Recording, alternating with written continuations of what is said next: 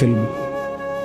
এই কথাটাই আপনাদের সামনে এখানে আমি শুনাইতে চাই। এই অল্প একটু শুনে আল্লাহ তাআলা এখানে এই কথাটাই তুলে ধরছেন কোরআনের বহু সূরায়, যে বান্দা এই সৃষ্টি জগৎ একদিন থাকবে না, কিয়ামত হবে, একদিন ইসরাফিল ফু দিবে। ইসরাফিল যেদিন ফু দিবে, কোরআনে এই বর্ণনাটা দুই ভাবে আছে। একটা হলো ইসরাফিল প্রথমবার ফু দিবে, আরেকটা হলো ইসরাফিল দ্বিতীয়বার ফু দিবে। ইসরাফিল মোট দুইবার ফু দিবে। প্রথমবার ফু দিলে জমিনের মধ্যে ভূমিকম্প শুরু হবে। আল্লাহ বলেন এই ভূমিকম্পটা গোটা পৃথিবী একসাথে, আমার সৃষ্টি পুরাটা একসাথে নড়বে।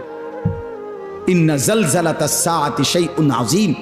আল্লাহ বলেন বান্দা, দুনিয়ায় বহু ভূমিকম্প তুমি দেখছো, তবে মনে রেখো কিয়ামতের ভূমিকম্প, ইসরাফিল ফু দিলে প্রথম যে ভূমিকম্প হবে, কিয়ামত সংঘটিত হওয়ার জন্য, গোটা সৃষ্টিটা ভেঙ্গে চুরে যাওয়ার জন্য।